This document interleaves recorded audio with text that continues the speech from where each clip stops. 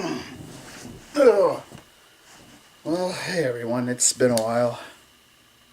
I haven't done a lot of videos or a lot of anything else in a while because I just had some health problems and just problems that have been preventing me from doing things.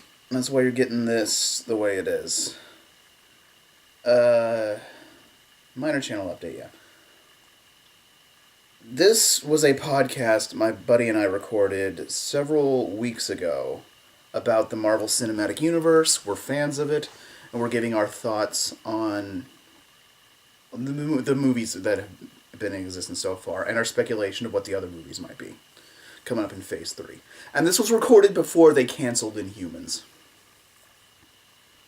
I know I missed a lot of trailers. Apparently I missed something really cool with X-Men, but what can you do? Sometimes you get sick. And I'll probably be out of commission later again this week because my health problems require surgery. Don't really want to get too much into it because it's kind of gross. But after all that dies down, I should be uploading regular stuff at a regular pace soon. I definitely will have a Civil War review out as soon as possible. I have tickets for the Thursday night advanced screening, and then I have more tickets for the rest of the week because I'm dead excited for this movie. That's about it. To reiterate, this is a podcast my buddy and I did about the MCU. We tried to keep it on topic as much as we could. But for a first podcast, or an inaugural podcast, I think it went rather well. We didn't really have a microphone, I just used this. And I'm replacing the video with like an image of Marvel stuff because I don't want to upload that big of a file. So, thanks for this, and I'll get on with the podcast. You want to go first? Mm-hmm.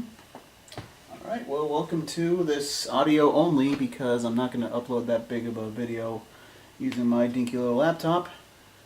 Inaugural podcast thing. I don't know how regular this is going to be. But in celebration of the upcoming release of Civil War, me and my buddy Jamarcus are going to talk about the Marvel Cinematic Universe. Love it or hate it, you can't deny that it's become such a big influencing force in cinema, and I happen to enjoy the living hell out of it. You probably already know the story. It's Kevin Feige's more or less baby, even though Avi Arad helped sow the seeds of the thing, and about how Marvel can take all the properties it owns and create a big, encompassed universe, just like their comic books, but put it on the silver screen and the small screen. I've been into this pretty much since the beginning, and now it's weird to me that there are young kids who were born when Iron Man came out that are now going to see the new Marvel Cinematic Universe movies. That's just mind-blowing to me. And I've been with this franchise since the very beginning, working at a movie theater when it started. How old will those kids be now? Like almost 10? No, they'd be over 10. Oh, no, about 10. Yeah, about 10, it'd be probably about 8 since Iron Man's. This has been going on for 8 friggin' years, and despite a lot of doubts that I've even shared sometimes, they've made successes out of things you haven't even thought would stand a snowball's chance in hell, like Guardians of the Galaxy. So, Which is like the only Marvel movie I actually own. Yeah. I don't own any more Marvel. Well, oh wait, no. I have Avengers in 3D. Yeah. TV still even do 3D, or? That one does. Oh, that one. Oh yeah, that's the one that PlayStation came out with. Yeah. Which were like secretly worth a lot of money, I think. I think they're talking about re-rolling those out, but that's besides the point. Yeah. Oh, I lied. I own The Amazing Spider-Man, but that doesn't count. It doesn't count. Not anymore. But we can get to that later. We were working at the same theater around the time Marvel Cinematic Universe came out. When you saw Iron Man, what were your thoughts after you finished that and saw the post-credits? Well, I was surprised, but I kind of saw it coming that they were doing something bigger. Especially because definitely at the time that DC was kind of ruling the superhero market with animated movies and stuff. And around the same time the Dark Knight came out. Yeah. So glad to see something on the other side, because I know a lot of comic book fans out there in general are fanboys, and a lot of that fanboys used to fall into DC's pocket, and now it's kind of shifted. Like I was telling you earlier, I saw a thread earlier this week where it was a battleground, and that's just a topic for a whole nother day. Yeah. But the fact of the matter is, DC no longer really has its hold like it used to. Yeah. Now, in a complete inversion, they seem to be struggling with their own movies. Yeah, that's also a topic for another day, but... Yeah, like, I know a lot of people will probably, by the end of this whole podcast series, will call me a Marvel fanboy. I'm not a fanboy. I grew up with Marvel and DC comics both, and I enjoy them both. But when it comes to cinematic universe, as of right now, Marvel is better. And even if it weren't, I still would not be a DC cinematic fan outside of the animated universe. Mm-hmm. And the Flash and Arrow, and more so Flash and Arrow, because Arrow's kind of right now. Yeah, I didn't enjoy the last season very much at all. A lot of people did. Like, it was okay. Like, the second half was awful after the whole Oliver not dying thing. Yeah. And then him becoming Raish and then giving it to Malcolm Merlyn. Like, I don't know why you do that. That was poor writing, and after that I've been kind of not a fan since. And me, I'm sort of the other thing. Like, I grew up... I didn't really grow up with comics, but around the mid-2000s I started reading Green Lantern mainly, and that was what got me into DC. So when it comes to comics, I'm much more knowledgeable about DC stuff. But when it comes to movies... I just have to finish that last thought. A lot of Arrow's stories are like borrowed Batman stories. Yeah, That's kind of the thing that shuts me off of Arrow too. It's just like, Ra's al Ghul is not a Arrow villain. He's a Batman main villain. I think he struggled with Ra's in some aspect, but not like a main part. But again, off topic. Well, I mean, it's still part of that universe if we're talking about that. Comparing DC and that. Well, it's just the fact that it may be a multiverse that DC's pulling. Yeah. Which we'll find out when that Flash crossover with Supergirl happens. But Iron Man, I knew next to nothing about the character when it came to the comic books. I know he had a cartoon in the 90s, and it's a 90s Marvel cartoon, and those are usually really ridiculous. Did he? I don't remember that. He did. I think it only lasted a couple seasons because it was a bit too weird. I remember that they did that CGI, I think, TV show. Oh, Armored Adventures, I think? Yeah. Because it's when he was like a teenager, but that was like post. I think it was like around that, maybe 2007, I don't know, but... The only good Marvel cartoon that I liked was The Ultimate Spider-Man with Josh from Drake and Josh being Peter Parker. Mm-hmm. That was great, actually. That show's secretly amazing. Yeah. And what was it? Avengers, Earth's Mightiest Heroes, pretty good. Is that the one that's more realistic, or is that the cartoon one? It's the super cartoony one? No, that's Superhero Squad. That's a Disney one, right? Yeah. Or, well, I guess it's both Disney, but that was like super Disney. Yeah. When it comes to Iron Man, not knowing a lot about the character, everybody seems to be definitely okay with Robert Downey Jr.'s life-changing portrayal of the character. Only thing I knew was I didn't know about Robert Downey Jr. at all before Iron Man. I just knew that he looked like Tony. Yeah. Like, it was a major turnaround for him, as we were just, like, listening to, that he was just getting out of drugs and he wanted to turn his life around. And even, I mean, the studio was taking a big risk on just doing this whole cinematic universe project anyway, but they took an even bigger risk with him as the starring attraction because he had such a volatile past and history with other producers and everything. But it worked definitely to his credit. He brought charisma and likability to a character that not a lot of people were familiar with, and it definitely made Iron Man one of the most popular superheroes of all time. Yeah, and I don't know, I may sound like that fanboy yet again on this one, but Iron Man 1 was probably the best one in the series. Of Phase 1 or the MCU entirely? No, I'm talking about just of his personal. The Robert Downey Jr. filmography. Yeah, like I have his personal of being Tony Stark out of the whole Iron Man series. That was probably the best. Oh, him embodying that character. Yeah, because Iron Man 2 was okay. We can get to that, but yeah. Because I might pull some unpopular opinions out about 2 and 3. Yeah. Next one is the Incredible Hulk. Which, do you even remember Incredible Hulk? No, because I remember like the dog scene from that first guy. From the Ang Lee one, which isn't in this one, yeah. Yeah, and then like the Edward Norton one, which is the part of the MCU. Which I like Edward Norton, and the movie did what it had to do. It gave us a tiny bit more shield and broadened the universe a bit and gave us a really big fight in Harlem, but it was still a crap movie. I wouldn't call it crap, I'd just say it did not light the same fire that Iron Man did, which is why they had some problems going into the next year, because there was no movie in 2009 because there was some trouble with the Jack Kirby estate, and they were bought by Disney officially. Marvel was completely bought by Disney. So there was some restructuring going on that led up to Iron Man 2.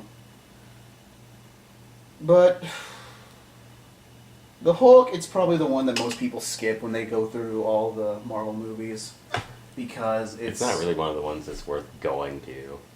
It didn't really add much, but it's worth definitely talking about now, since General Ross was in Incredible Hulk, and now now that's them forcing us to talk about it. Yeah, and 8 years later, here he is back to sell the. But how did we go from how did we go from Edward Norton to Mark Ruffalo? Well, that's actually interesting. When the Avengers was being written out and Joss Whedon was in talks with the whole thing, Edward Norton is kind of notorious for being kind of a drama queen. When he takes part in a project, he wants like creative control over it. Yeah. Initially, he wanted a bigger role for the Hulk in Avengers, and apparently the point of contention, the breaking point, was that scene in Avengers where Tony and Loki have the one-on-one before he gets the new armor. Edward Norton wanted Bruce Banner to talk to Loki and actually talk him down from the whole invasion. And you can't have that in an action movie, so they were like, screw that, we can't work with them, so let him go from the contract and recast Mark Ruffalo. That makes no sense. Yeah. Well, that would have completely defeated the effect of an Avengers movie. Yeah. That's kind of dumb. Yeah, that's apparently what happened, and they let him go, and all that, we took the year break, and we got to Iron Man 2, which, despite being a sequel, still helped build the universe by giving us more S.H.I.E.L.D., introducing us to Black Widow. I almost said Black Panther. Introduced us to Black Widow, and finally gave War Machine his armor after he was recast from Terrence Howard to Don Cheadle. Why was he recast? Did they just not like him too? It was a pay thing. See, like I said. Oh, he was mad because I remember this because I almost called Tony Stark. Robert Downey Jr. Robert Downey Jr. was the most paid. Well, is still like the most paid actor in all of them. Yeah, and I think he originally wasn't in Iron Man 1 because again it was a big risk, and Terrence Howard was the one that got paid the most. In Iron Man 1. Terrence Howard wasn't even great in that movie, so. We can talk about that when we talk about. Well, we're there now. Yeah, fuck it so. Yeah, we're there already. Because there really wasn't. Well, is this still Phase 1? Yeah, Phase 1 is Iron Man 2. Yeah, I mean, yeah. So as long as we're already on that movie, I didn't like Mickey Rourke as the villain. Like, he tried. This was on the cusp of him having a. Again, it was a comeback story because he had The Wrestler a few years earlier, and he was like finally back. He also did what was that? The Expendables, where he was a bit character in that. And as Whiplash, he tried, but I think some inconsistent directing ruined that character for the most part. Because they tried to really build him up as somebody who was like an anti-Tony Stark, who had a lot of stuff taken away from him. But I think trying to work him off as Sam Rockwell's Justin Hammer, that didn't really do the movie all that favors, because they seemed kind of like a weird, unsteady alliance from the get-go. And yeah, that's kind of the point, but it didn't really make it all that compelling a movie. No, and I feel like a lot of that, the bad storytelling from that movie led to the bad storytelling of 3 as well, even though it was a different director. Mm-hmm. Because there's a lot of stuff going in that movie with Justin Hammer and Tony Stark thinking he's dying, which it seemed kind of early in the universe to be pulling that kind of storyline. Yeah. It may have been good timing, though, because look what all they're going through now. Yeah. But, I mean, I just think it was really bad story. Like I said before, I think Iron Man's filmography so far went from really great storytelling to this terrible storytelling. I'm not sure I totally agree, but I know where you're coming from, definitely. And of course, at the post-credits of Iron Man 2, we got to see Thor's hammer, which leads right into the next movie, Thor himself. Which, I know a lot of people say they don't like that movie, but Gilderoy Lockhart directed that movie, so Yeah, it already wins. Forgot his name. I can't remember the dude's name. Kenneth Branagh, or something. Yeah, I think that's how I pronounce his last name, Kenneth Branagh, who definitely has his experience is Shakespearean. He's done many Shakespeare adaptations, or maybe not many, but he's done a few notable like he did the Hamlet adaptation that won a bunch of awards, I believe. And he definitely brought that sort of scope to, at the very least, the Asgard scenes. And this was a big thing anyway, because how are you going to do Thor after doing 2 Iron Man movies and The Incredible Hulk that are so very grounded in reality and grounded in Earth? How can you even possibly do Thor, say, fuck it, and do it anyway? The same way they did Guardians of the Galaxy. Yeah, a couple of years later. Nobody thought Thor would even be a hit, but it still was successful, and it definitely helped bring Chris Hemsworth over here. And how he plays Thor, he definitely pretty much got all the character development in Thor, from the bratty son of a god to actually being a hero. Yeah, I would say that Thor 1 wasn't memorable, though. I think the thing that hurts Thor a lot is the lack of very interesting supporting characters. Because you got Jane. I heard she's not even in the next Thor at all. Yeah, I heard even Natalie Portman said that she phones in her Thor performances, which is probably why she's not going to be in it, because they're probably pissed off for saying that. But the fact that Kat Dennings' character is completely fucking useless, and there's not really that much memorable about the Warriors 3 and Sif. Yeah, not yet anyway. Yeah, I mean, they're trying to they push Sif a bit in Agents of S.H.I.E.L.D. a couple of times, but there's really nothing really to those characters, really. I feel there's potential there, but... Maybe more in Thor Ragnarok, since it's basically not going anywhere. It's not going anywhere near towards Earth. Yeah. Well, we'll see, but as for Thor saying that Marvel can pretty much do anything, that was the start of people saying that Marvel can pretty much do anything. And that more or less led to Captain America, the First Avenger, which, to me, that movie defines superhero movies. You got a genuinely nice dude who just wants to do good, and all the shit that happens to him, becoming a superhero, losing his friend. I thought that movie was gonna bomb, and it's probably one of my favorite ones. Yeah, I still go back and watch it almost constantly, and since we're leading up to Captain America Civil War, it definitely shows that Steve's character, despite him changing so much between this movie and Civil War, he's still more or less the same guy. He's just politically on a different scale, but... He went from Republican to, libertarian real quick. More or less. Well, not exactly, I guess 70-something years, but... Yeah. But it's definitely cool to see him, you get to know even Bucky. Bucky's immediately a very endearing character. And they have a very believable on-screen relationship. Yeah, I mean, we haven't really seen... I haven't seen enough of him just quite yet, because Winter Soldier is still probably the best movie in that cinematic universe so far. Mm-hmm.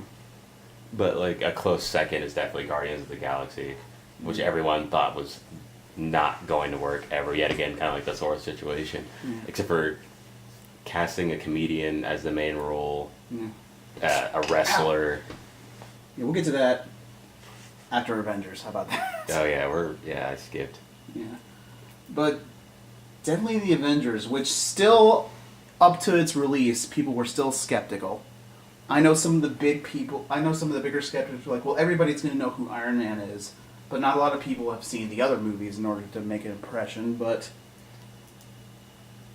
obviously wrong. $1.5 billion, and just not only being... But I think we can thank some of the older crowd of people. Not the people who've seen the cinematic universe, but people who read the Avengers comics were more excited, I think. Yeah, growing up in like I forgot when Avengers first came out, but definitely people who were comic book fans around that time in like the 60s when all that was going on. Yeah, because you have to remember, the Avengers movie came out when the world was supposed to end. Yeah, 2012. I remember that year. I was like, man, if the world's going to end, I at least get to see Avengers first. Yeah. And that movie, it just every single actor played the character perfectly. And it's also interesting to me the fact that even at the end of the movie, after everybody's beaten, they're still not completely friends, but they definitely know that they can work well together. Because even if we're talking about the seeds of the Civil War, I didn't really think that Cap and Tony really still got along together. There's like a glimpse of them maybe being friends by the end of Age of Ultron, but we're still skipping. Yeah, but you get the feeling that these people might not completely like each other, understand each other, but when shit goes down, they're more than willing to work together to help everybody. It's like, you could tell that Black Widow was closer to Tony at first, because like previous movies, and I feel like she started to shift a little bit more towards Cap, especially by Winter Soldier. But what's the next movie? Well, after Avengers, it's Iron Man 3, because we're fully into Phase 2, but we want to do a whole recap about Phase 1. We talked about the recasting, talked about the problems and successes. Let's talk about the villains, because if there's one thing that everybody says is the MCU's weak point, it's the villains they face.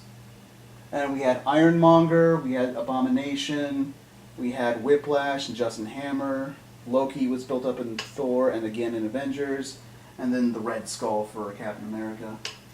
I would probably say Red Skull and Loki were probably the most convincing in their roles. I know a lot of people weren't big on the Red Skull. Neither was Hugo Weaving, who said he's probably not going to be back for Red Skull's appearance, but I think the Red Skull definitely fit for the type of like 40s-ish shit they were doing in the movie.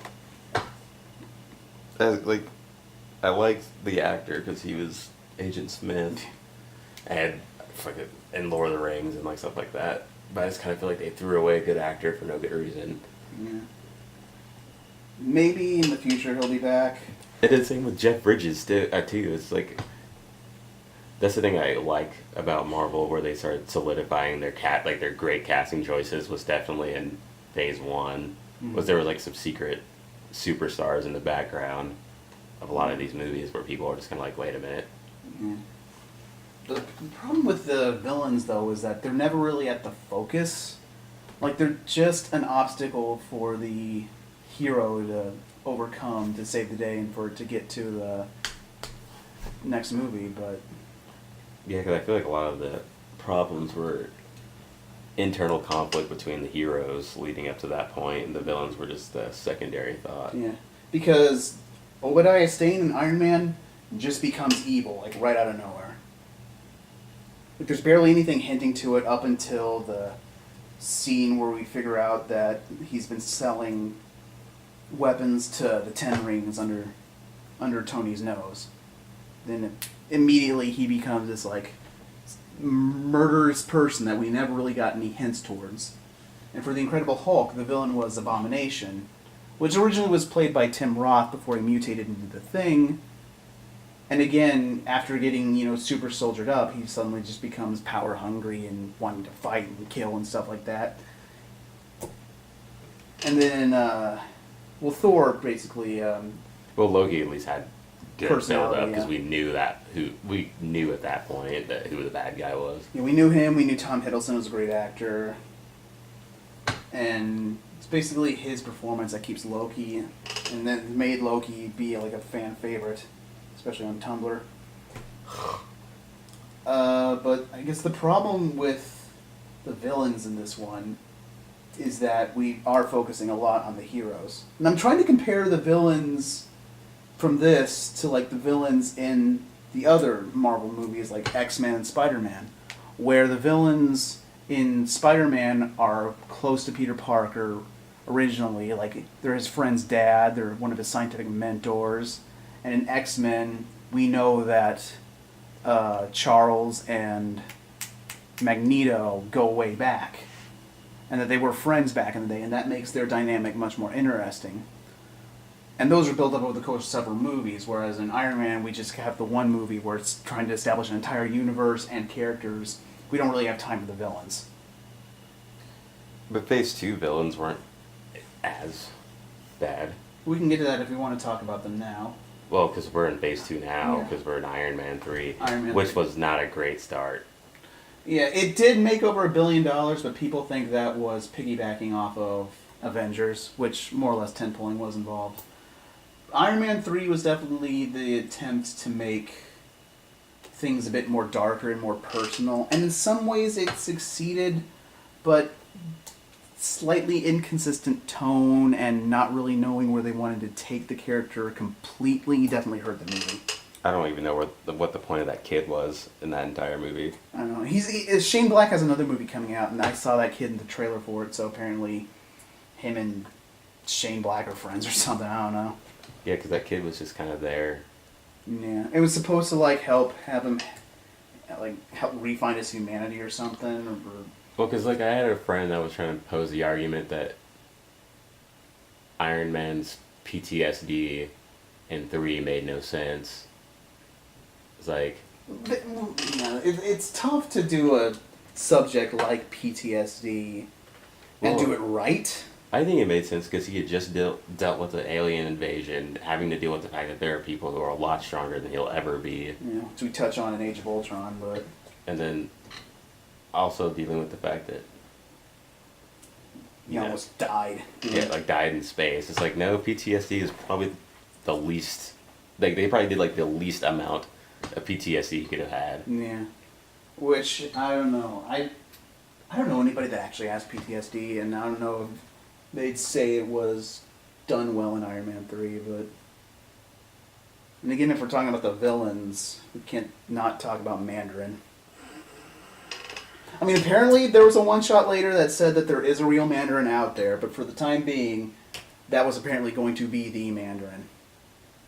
And even though it was Ben Kingsley, the reveal that he's just an actor sort of came out of absolutely nowhere and didn't really fit, and it was, again, part of the tonal problems that the movie had.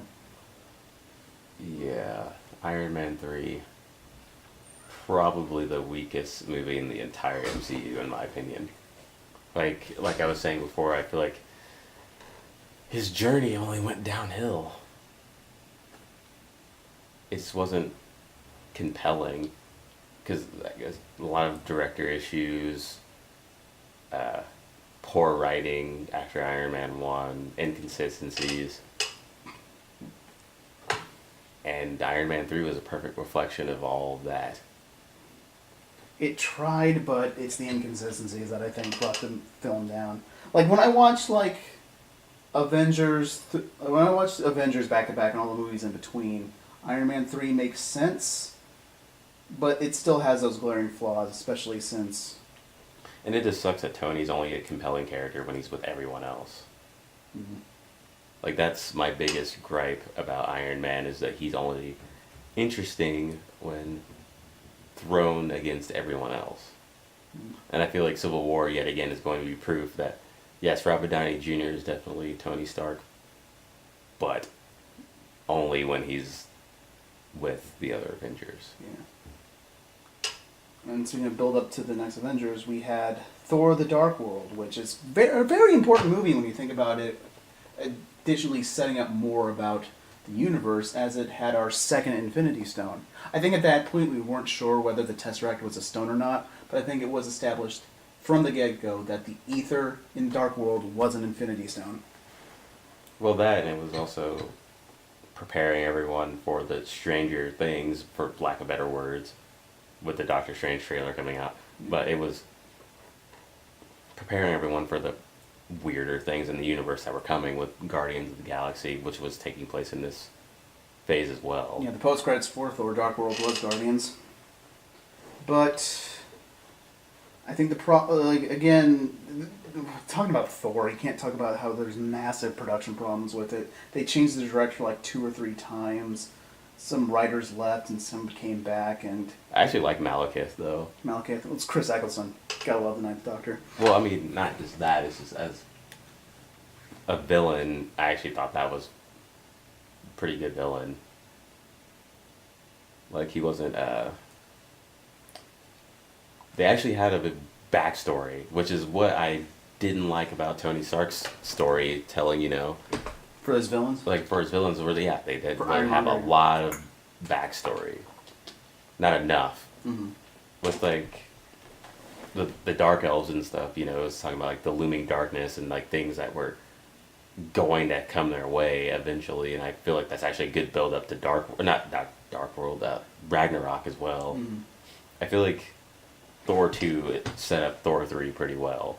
Mm-hmm. And not only Thor 3, but the universe as well too, because that coming darkness that it could be talking about could be Thanos. Yeah. And so Thor: The Dark World actually was probably the more interesting in Phase 2, besides the obvious box office hit with Guardians. Yeah, we'll get to that in a second. We still got a few more, but I mean, as far as Thor: Dark World goes, I think it's set up Phase 2 and Phase 3 probably pretty good, because it set up all the background noise that was going on. a lot of people didn't like it. I think of all the Marvel movies, it's the one that has like that and Iron Man 2 are the ones that are lower on the Rotten Tomatoes section. I don't know why. Well, I don't know why for Thor 2, because I think, like I said, it set up a lot of good things. I think a lot of people are just sick of like Jane and the Earth stuff, but Oh, I don't know how I feel about Jane.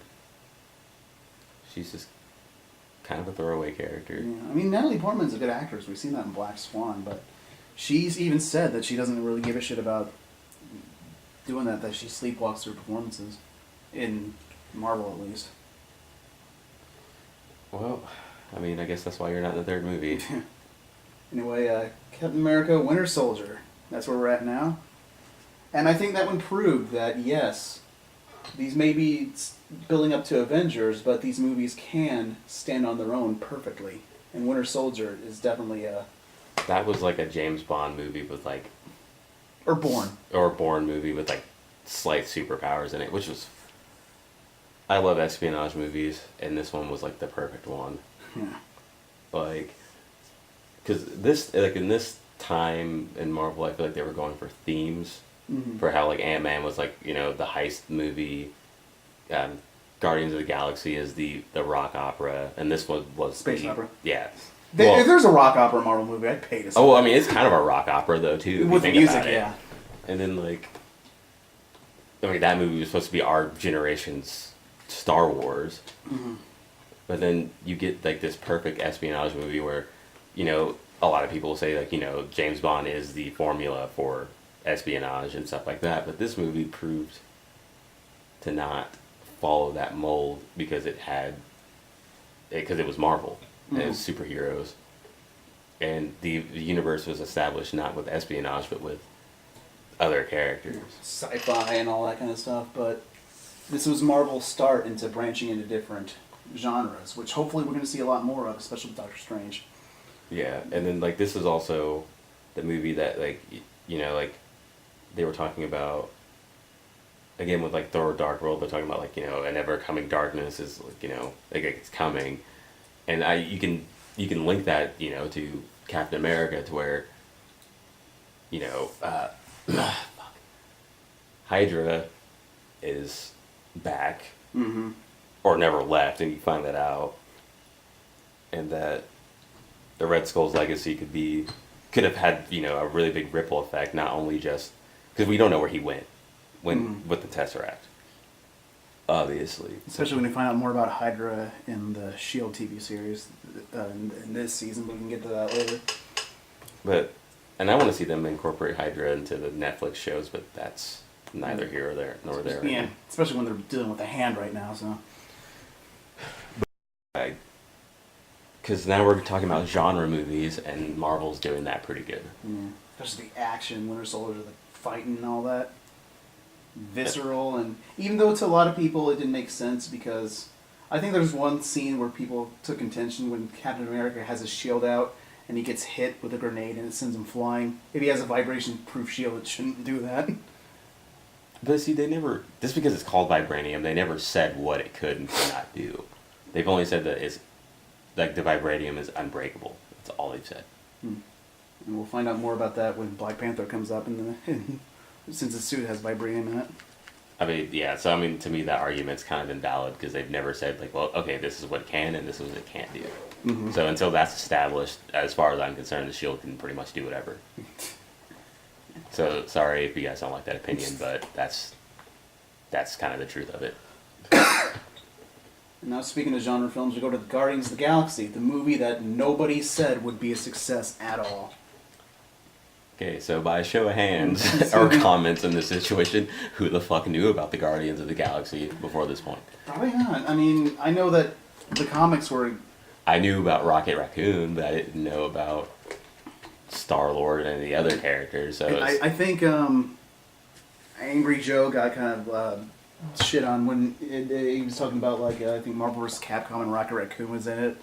He basically said, who gives a fuck about Rocket Raccoon? Welp. Yeah, and now this is a movie that actually made you give a shit about a talking raccoon. I mean, you got a raccoon, you got a tree. We don't know what Drax is, but if we're going off the comics, and depends on who's telling the story. Yeah, I guess Drax is, this time he's going full extraterrestrial with it, but... And then Gamora, which is, the adopted daughter of Thanos, which is supposed to be, like, the big bad for what could be before, like, the big bang of restarting the universe. Yeah. They are definitely trying to build they definitely need to build Thanos at the very least as being the number one threat to all of existence. I mean, yeah, because for Christ's sakes, in the comic books, he snaps his fingers with the Infinity Gauntlet and more than half the universe is gone. Yeah. But yeah, this did also introduce us to Thanos, this time getting a voice by Josh Brolin. Which I'm glad that they picked him up instead of DC getting him for Darkseid or something like that, because that was way too perfect. Because, like, even for that one scene, he was intimidating that he was in, like... Yeah. Hopefully we can see more of him in the next movies, because we need to see more of him if he is going to be the bad guy for Infinity War. But yeah, it's just like... But I think the success of this movie definitely came with a very lovable lead, and the fact that all these characters had great personalities. Chris Pratt had a big following before Guardians of the Galaxy, and people were saying, like, oh, he's too fat, he can't do it. And then, like, the first picture of him post-workout came on the internet, and people were like, what the fuck happened? Mm-hmm. He's known as the idiot from Parks and Rec, and this time he can, like, carry a movie that's... Yeah, didn't everyone find out that he can act? Yeah. And then, like, Zoe Saldana, like, she had a few hits before. Yeah, I think the biggest movie she was in before that was Avatar. Yeah. I know she did another pretty decent movie. I just can't remember what it was called. I think it was like a heist movie, I believe. I can't remember what it was called, though. I'm not all that familiar with her, but... And then Bradley Cooper, of course, he has a big following. Bradley Cooper, another big A-lister. And that goes, yet again, we're talking about Marvel and their perfect casting. There you go. And then, everyone said Dave Bautista and Vin Diesel weren't going to be able to do shit. And now everyone knows who the fuck a talking tree is. Yeah. All because that... You definitely even seen behind the scenes that Vin Diesel is doing all he can to just make a good performance.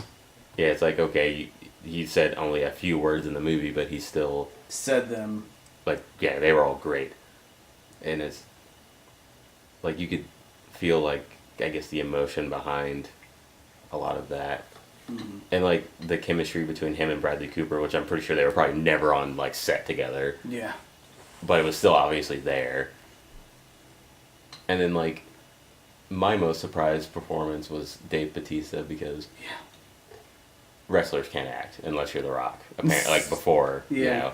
And then he was in immediately after that he did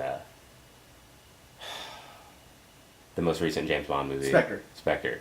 Yeah, so now he's landing big roles because of that. Yeah. I mean, well, I think because before of this, he was in like direct-to-video Scorpion King movies. Yeah. But yeah, he can definitely bring it when he needs to. Because like, you know, I saw more Drax the Destroyer memes come out after that movie than anything. And yet again, no one knew who the fuck Drax the Destroyer was before, like pre 2000 whatever. Yeah. 2000 like what 13, 14? Like no. Guardian Galaxy 14. Yeah, so no one knew who any of these characters were before that, except for maybe Rocket. Mm-hmm. Unless you were an old school comic book fan, then you knew about Star-Lord and the rest of them. If you read, you know, all the Thanos stuff leading up to this. Mm-hmm. So. Leading up to it, speaking of that, Age of Ultron. Now. It's divisive. Because I enjoyed the movie, but it did have a lot of problems with it. I actually think we did talk about like Batman, Superman, Dawn of Justice, and I think the problems in that movie are also problems in this movie. That this movie maybe spent a bit too much time building up Phase 3 than it should have building up because Ultron and the threat that he presented. Because it's like you said earlier that Avengers felt like an isolated incident, but it was one of those things where they shouldn't have made a mistake with Age of Ultron because these characters were already established. We didn't need any more character development, not too much. Not as much as what they tried to put into the movie. Yeah. Because we had the relationship between Black Widow and the Hulk, which, okay, that was fine, because then we got a great story arc for Black Widow, finally. Tony Stark and his ever-on struggle with his technology, he should just quit by this point. Like, just stop making shit. Just stop. Which he does at the end of the movie. I mean... Because, like, you know, because of Tony, you know, the designs for what stuff that happened in Civil War would have never happened. Yeah. Not Civil War, Winter Soldier. Mm. Yeah, because he did. Because the helicarriers, like, he designed those. Mm. And now that I'm thinking about this, was Tony Stark the secret villain throughout this entire series? Maybe. I mean... Because, like, everything kind of goes back to him, which it should, rightfully so, because if it weren't for him... If it were for Robert Downey Jr. and his take on the character, we wouldn't have any of this. So, call me an internet old bag, but Coney 2012. It's Stark 2012 now. Yeah, pretty much. It's all... The secret villain. Yeah. The children are disappearing. Yeah, that, and it introduced a lot of characters. It gave us the twins, Quicksilver and Scarlet Witch, even though Quicksilver died at the end of it. I'm still really pissed off about that because we get a great actor playing a character that yet again no one knows about. Because what did we have before that? I feel like there was another. Everyone confuses him for the Flash, and I don't know why. But then also. And then the other part of the MCU. Or the X-Men universe. Yeah, the X-Men universe is already done. And they yet again had another good actor playing him, and I'm glad that he's not dead yet. Yeah. I think that's the reason they killed him off, so that... Yeah, it was a big FU to the people at Fox. And apparently also they did film the final scene of Ultron with him in it with a new outfit that we're never going to see. Yeah, and I kind of wish that we would have kept him, because I think it would have been... But see, then I guess Tony's side would have been really... Overpowered? No, underpowered. Because Pietro would have never been on his side. Yeah. And, of course, neither would Scarlet Witch, like that. Mm-hmm. It would have happened that way. So then they would have had to come up with another hero. And thank God we got Spider-Man back. Well, on his way back, but we're not there yet. Yeah. But now I'm trying to think, what events really led to Civil War? Because that's where we're going with this now. Because to me, in Age of Ultron, when it comes to the Vision, there you go. Oh, yeah. Birth of the Vision, That to me is when we saw the opening shots of Civil War, because the Avengers did briefly trade blows before Thor came and struck them with lightning, and there out popped the Vision. Yeah, and so, but I wouldn't say that Ultron started Civil War. Well, like, it was obviously the seeds had already been sown, but I think what started those seeds was definitely the things that happened in Winter Soldier. Because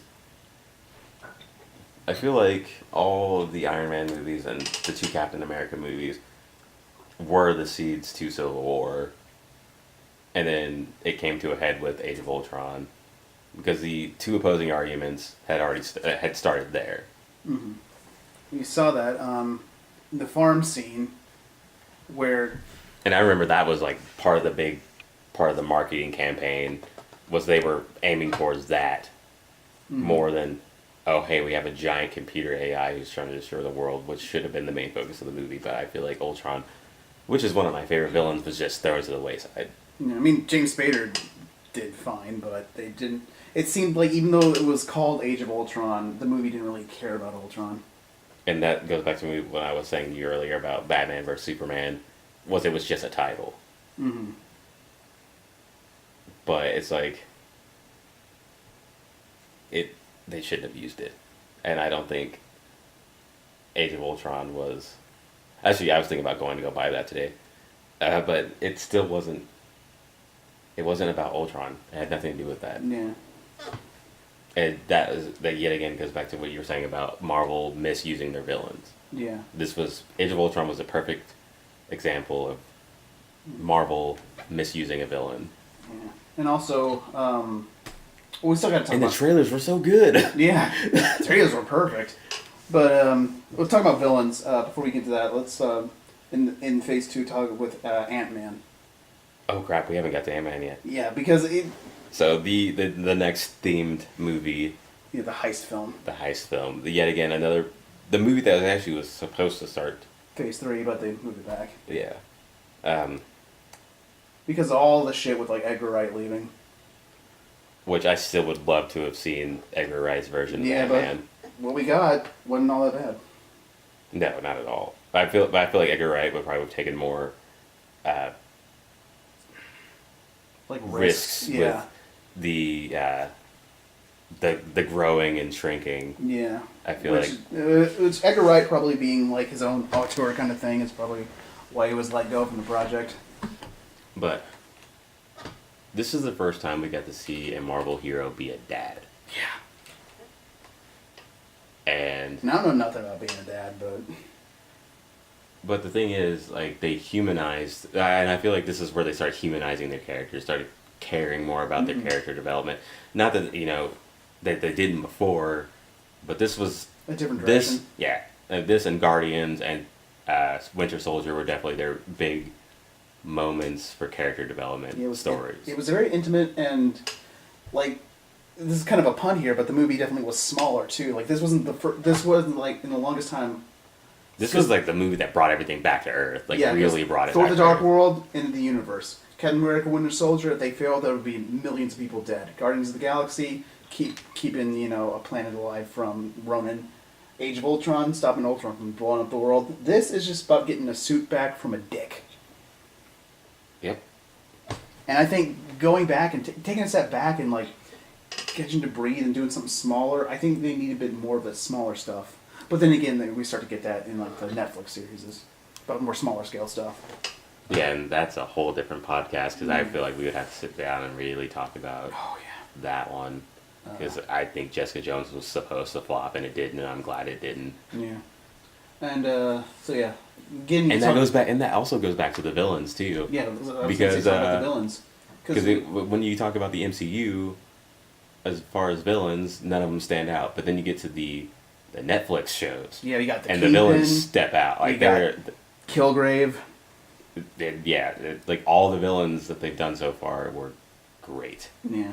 It's like, why can't we get the people who are writing for their villains to write for the MCU villains? The villains of, like, Winter Soldier and Galaxy, as good as they were, a lot of people don't like talking about the villains because Alexander Pierce was just some dude.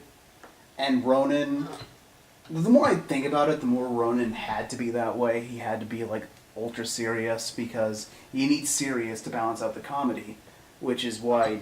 But see, and I feel like in his serious, in him being serious was actually more added to the comedy because he was kind of hilarious in his own way. Like, it's kind of like, what are you even doing here? Yeah. It's like, well, this isn't even.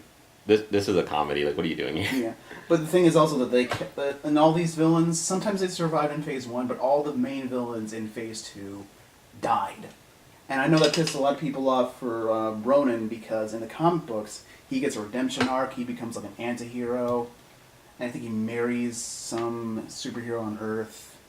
And in this one, they just kill him off in his first appearance.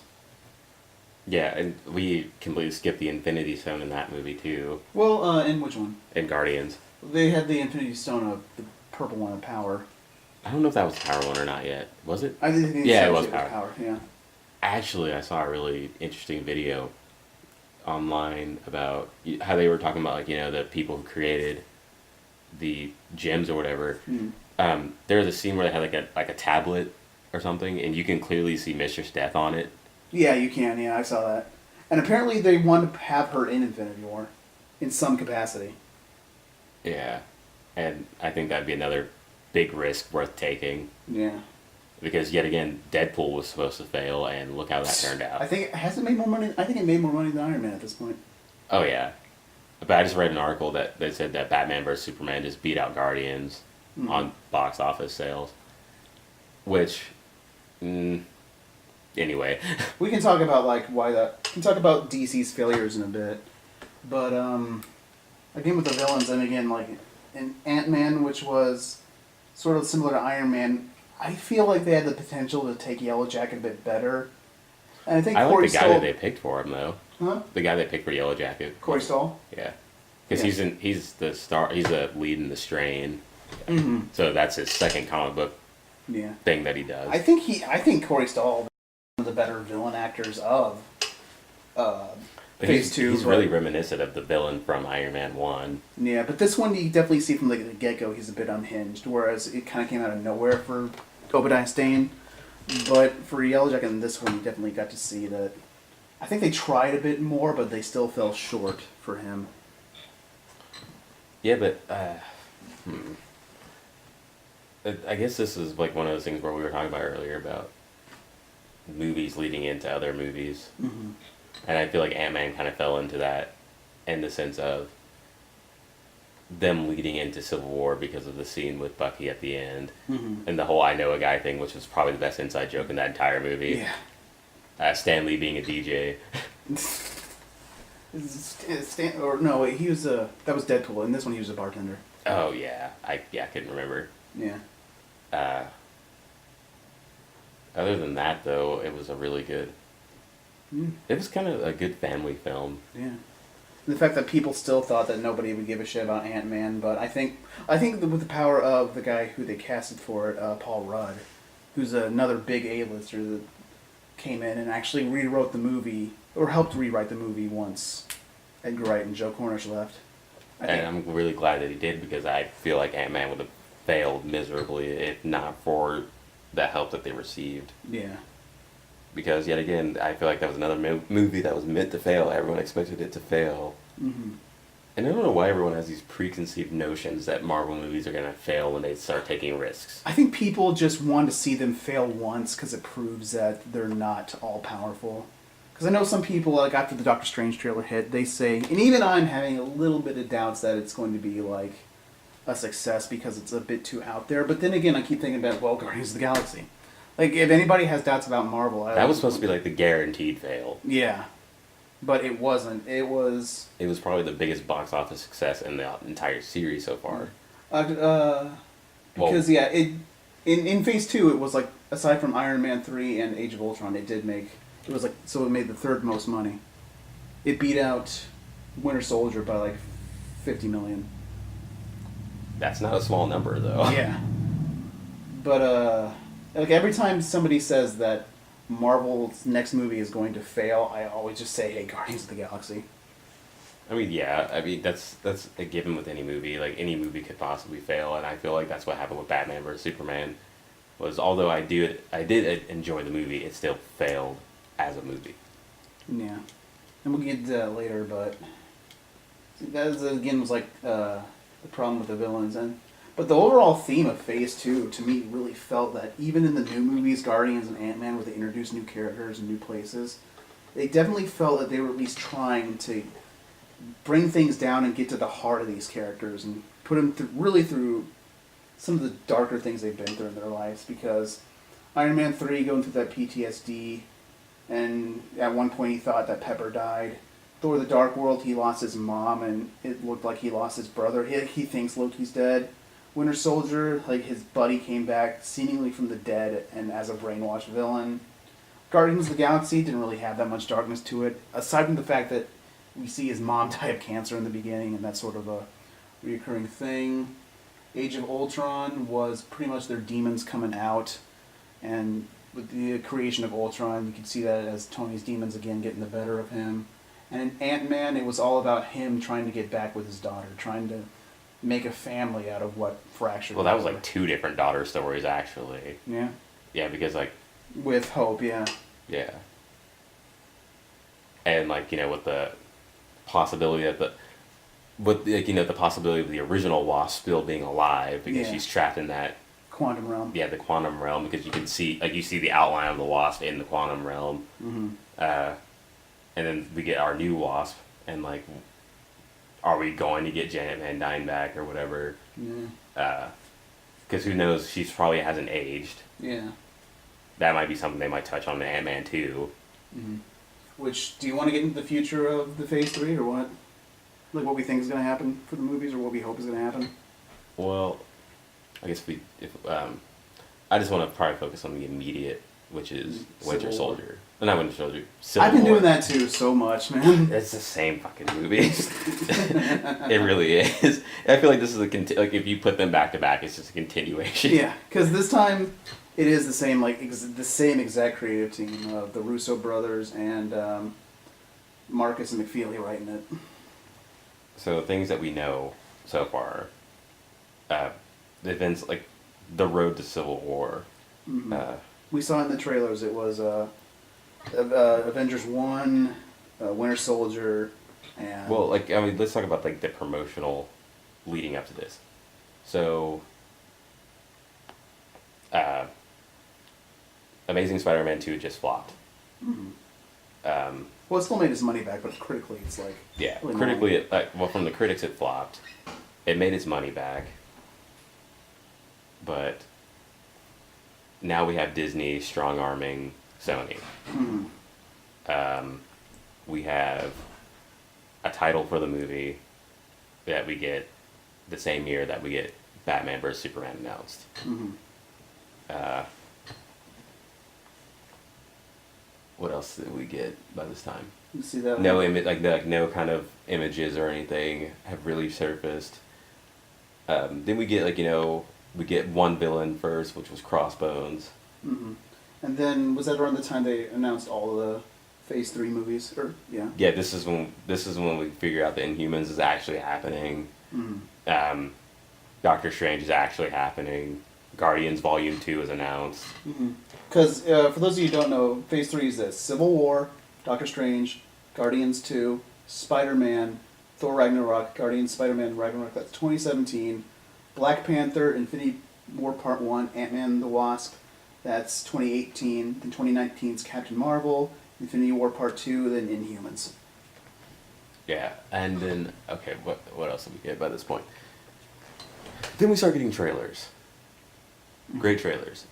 For Civil War. But no Spider-Man. Yeah. And, it was, people were saying, like, you can't have Civil War without Spider-Man. Like, he's a pivotal point to the story because it's his coming out story, but then accident, like, which in the comic books leads to the death of his and Mary Jane's daughter dying. Yeah, the whole confusing one-word A bullshit. Yeah, the worst. Yeah, I can't remember what the title of the comic was, but it's a really hated comic. It's hated and loved a lot, like on both instances. Yeah. But no sign of Spider-Man, which was the big issue people were having. And then people were but we finally got a chance to see Black Panther, and people were pretty excited about that. Yeah, because I think he looks great. And Chadwick Boseman, I'm not really that familiar with his work. I think he did 12 Years a Slave. No, that's Chiwetel Ejiofor, the guy, or Ejiofor, who would be Baron Mordo in Strange. Yeah. Okay. So then, there was a lot of skeptics about how well this movie was going to do, because Batman vs. Superman was supposed to knock everything out of the park this year. Mm-hmm. And in one trailer, single-handedly, for me, destroyed any hopes of Batman vs. Superman being good. Because, we get the trailer, with Doomsday in it. Yeah, the Doomsday trailer, yeah. They pretty much shot their load in one trailer. Yeah, that's what I said. If a movie trailer gives you too much, they Doomsday you. And, yeah, that's...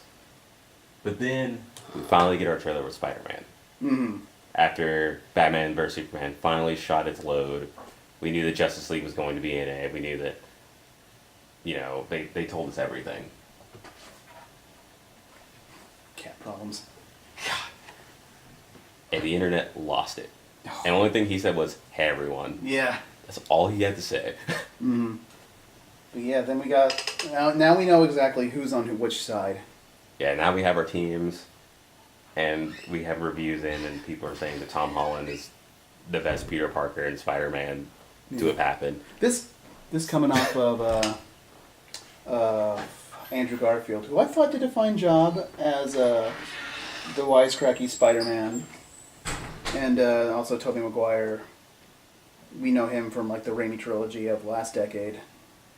Who defined vulnerable Peter Parker, but I forgot who said this. Maybe it was Doug Walker, that if you put two of them together, they would have made a decent both Peter Parker and Spider-Man. Yeah. Apparently, that's what Tom Holland is. Yeah, and I think he's only been in one American movie that had Chris Pine in it as well, which is kind of funny because Chris Pine is now in the MCU. Not MCU, DCU. DCU, yeah. And he's done mostly live stage stuff. Yeah, and so... but Tom Holland had interactions with John Bernthal, who is now the Punisher. Mm-hmm. Because they both essentially got their parts in the MCU at the same time. Yeah. And that was leading into speculation that maybe Spider-Man might show up in the TV universe stuff, which I doubt. Yeah. They're still having problems with that. But the point is, Spider-Man, it literally made the internet shit itself. Yeah. Just absolutely... And it... 2 words. That's it. And they say he's in the movie for how much? Half an hour, about half an hour. And then, all the reviews that I've read about Civil War has been mainly about Spider-Man and how great he is. Yeah, well... So I'm just kind of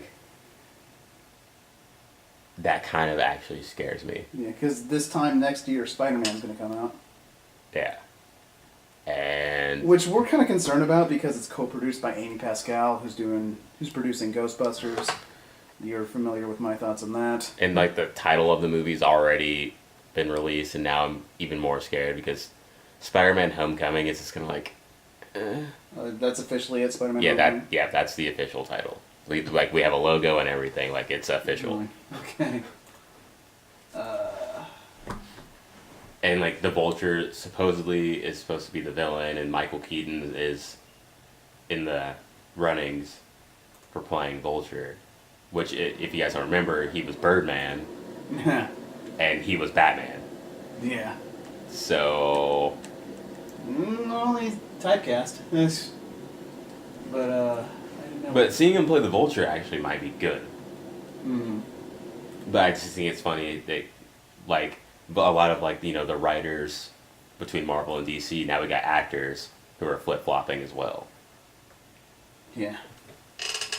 But now, this year for superheroes movies where, the good guys can't get along and the bad guys can.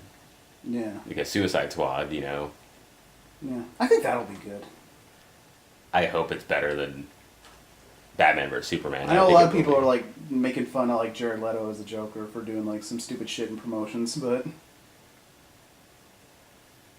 but the last Joker killed himself, and then the Joker before that seems unhinged. Yeah, like I think yeah. And then Mark Hamill. Mark Hamill. He's been unhinged before being the Joker, but I mean, we love Mark Hamill for that. Anything else about Civil War? I mean, if anything, Civil War is Avengers 2. Or 2.5. Yeah, 2.5. I, for myself personally, this is Avengers 2. Age of Ultron was just kind of a road bump. Like most recently, surprising me, we saw the Doctor Strange trailer. So, Inception meets The Matrix. With magic. With magic.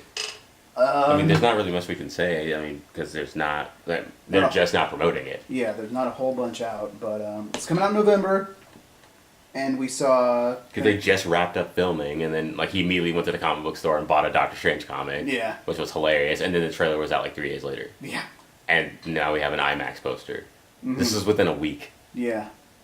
I think because. And I've been friends with the director for like 2 years on Facebook. Yeah. He said nothing. Yeah. I do like Scott Derrickson, though. I think Scott Derrickson does some great films. He did Sinister, Exorcism of Emily Rose, 2014's Deliver Us from Evil, which not a lot of people like, but I freaking loved it. I don't think I saw that one. It was like the cop who's like trying to like it's like part exorcism, part cop drama thing, but it's really good. I still haven't even seen Sinister. I own it. Have I seen any of his movies? What else did you say you made? Exorcism of Emily Rose. I saw that one. Yeah, it was a while ago too. But a lot of people are saying it does look Nolan-y with its tone and but see, that's the bizarre thing. visuals of it. It's another themed movie. Yeah. So I honestly think this is probably another great thing. It's going to be one of those left field movies that people are like, it's going to be okay, and then it's going to blow people away yet again.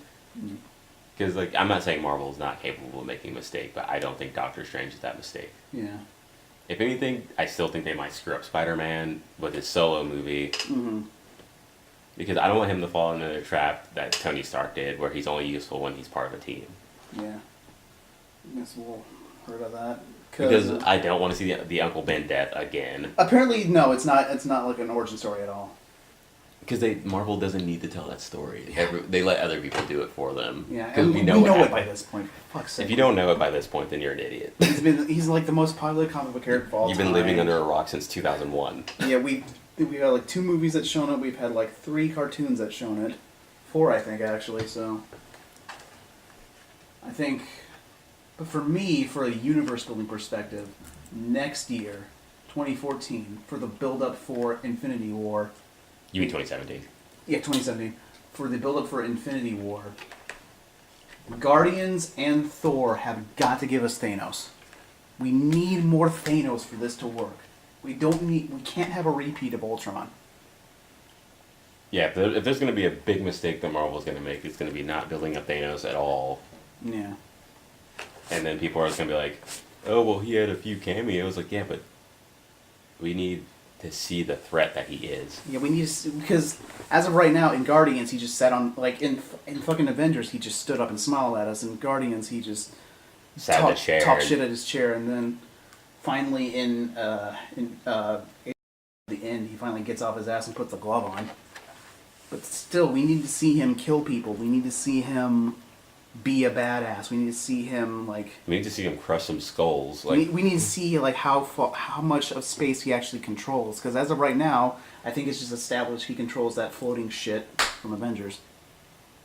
We don't know the scope of his control or anything like that. I mean, I guess Guardians 1 tried, but it was more about Ronan and getting the Guardians together to actually fight off Ronan. Yeah, because I think it was supposed to be the original point of Guardians of the Galaxy was that they were the Avengers of space. Yeah.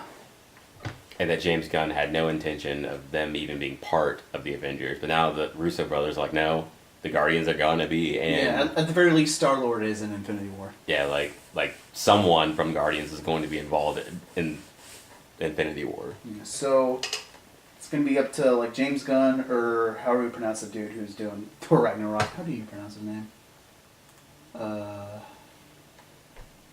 Taika Waititi, who I know from the Green Lantern movie. He was Tom Calamo, but one of those two movies have to have. It might be Ragnarok, or I mean, they both could do it. Yeah, I think they both need to do it. Something has to happen in one of those movies for sure. Yeah, because I don't know if they're gonna do like the actual character of Ragnarok and Thor Ragnarok. I don't even know what the Ragnarok story is even about. He gets like a cybernetic clone of himself. Like Thor gets like a clone. That's who the Ragnarok character is, but I'm looking at the Wikipedia article right now, and it says that Mark Ruffalo and Samuel L. Jackson will show up. So I don't really know what that is. What's going to happen for that? No, Katie, what's the matter? But we definitely need Thanos to show up somehow, because for Ultron, in Age of Ultron, we didn't even get like any hints when they should have dropped hints. Like at the post-credit scene for Iron Man Part 3, they could have had like a quick talk about them doing the Ultron program. Or like I think Sam Jackson in Winter Soldier should have said, when he was talking about them building the helicarriers, he could have said something like, yeah, Tony Stark's been working on this own thing, on his own like project with Bruce Banner, but he took some time out to help build these helicarriers. In Ultron, we just got Ultron established there, didn't get that much development. I mean, James Spader did a fine job, but still the character itself was not that well developed. And maybe a bit too jokey for Ultron.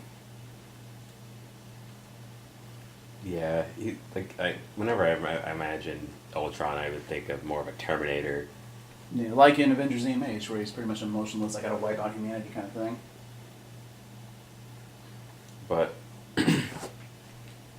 even through Marvel's flaws, it's still better cinematically than DC. Mm-hmm. There's not really any questioning that. But we also haven't got enough of the DCU because it's rebooted like twice. Yeah. Well, you want to talk about the DC's failings, or? I think that's a podcast in itself. Yeah. Because and like that, and I want to kind of see Suicide Squad first too. Yeah. Wait. And because there's no more DC movies this year, right? Except for Suicide Squad, no. For Marvel, well, we got the 2008 movies. Do you know what you want to see from Black Panther? I think we can't really talk about that because we haven't seen. We don't even know how T'Challa is gonna be. Yeah, we haven't. Reviews say he's good, but we haven't. I guess if we want to talk about that, I would want to see Namor. Namor. But that's not gonna happen. I don't even know who the Namor rights belong to at this point. I don't think it belongs to Marvel. No, I think it's some obscure thing. I think he's like obscure part of like Fantastic Four. Somehow, because I think he boned Sue at one point. So I think, and since Fantastic Four did at least make its money back, that's still owned by Fox. I don't know how that movie made its own money back. I don't know.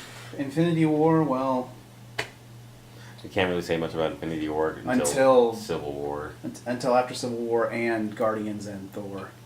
Yeah, because we don't really, it's like you said, we don't have any build up towards Civil War other than not Civil War. Infinity War. Too many goddamn wars. Can we just have another Ant-Man? Yeah. Speaking of that, it is called Ant-Man and the Wasp, and that's Marvel's first movie with a female in the title. Cats are fighting. Oh God, guys. We're almost done with the podcast, and you guys are just not going to do this. Yeah. I guess now's a good time to wrap up. Yeah. Because we don't know anything about Captain Marvel. Hasn't even been. I heard that Ronda Rousey still might actually. Never. You know what? Nope. No, we're done. We're done. Nah. And Inhumans, well, they're building up the Inhumans and S.H.I.E.L.D., but who knows if that's gonna still amount to anything in the movie. I mean, let's just say if Ronda Rousey does end up playing Carol Danvers, let's just hope she doesn't get kicked in the face. Sorry, that's too soon. That's about it from us for this. I don't know what other future projects we're gonna talk about on. Maybe if we're E3, we can talk about something for that, or. Yeah, because I'm tentative guest. Yeah. I'm not a part of the show just yet because I've got my own projects I'm doing. And But I guess if your viewer base wants to see more of me, they can leave a comment in the section below. I am a total nerd too. and we've been friends for as long as fuck the MCU because we That's pretty much when our friendship started. Was around the time the MCU started. Both nerds, we're both writers, both Cat lovers. yeah, both. God damn it, Cooper. Why do you do this to me? You guys gotta hear my cat as their outro. Yeah. Come on, cat. But more than likely, I will be back on the show at some point because we'll find something on the internet that's bound to happen. Oh yeah. And I'm gonna want to weigh in on it eventually. Oh yeah. Because you saw me talk about Dark Souls. You saw me talk about Allison Rap. And if something big like that happens again, well, maybe you might see some more guests in my videos. Yeah, because I probably couldn't have said much about the Dark Souls series other than the fact that I'm playing it, and yeah. So Still stuck on like the first stage of Bloodborne. I've had that game for like a month, so. guess on that note, we are out. See ya. Thanks for watching, and if you want to see more of this, let us know. Thank you.